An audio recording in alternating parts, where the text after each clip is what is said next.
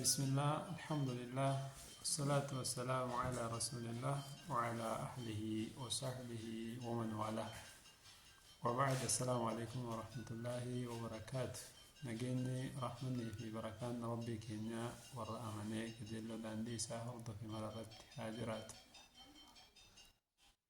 هي ربي اندر مدرسي دربوئي أكن التهمي ولن ترضى عنك اليهود ولا النصارى حتى تتبع ملتهم جاء.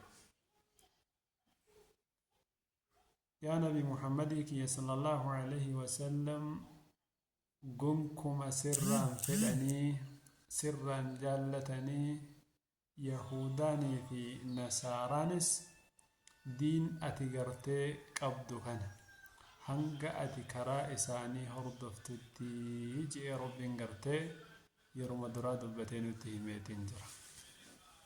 Ajaa'ib!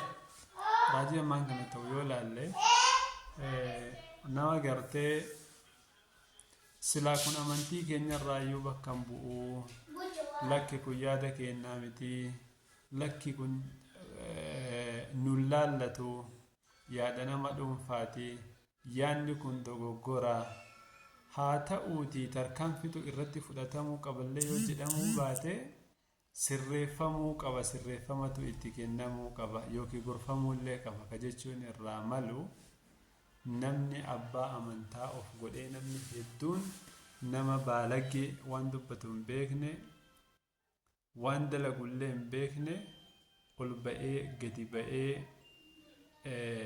amantii keenya xureesse. نبي كين صلى الله عليه وسلم ربين كبجي المنما أككيافي أكيسافي أككيسني كان الرايومتي أنبيوتا الرايو غرتي على خلقي قدين قبئي غرتي وانبر بعد جده يسدوك جرة مرغا قبا مرغا جراتو قبا نما ميدين قبو أمنتي تكيستو كويون قبو وجنين جرة نتس إسا أمني جلوكن kana jechuun amantii qaba jechuun akka kiyyatti waan nama shakkisiisu irraa jechuudha.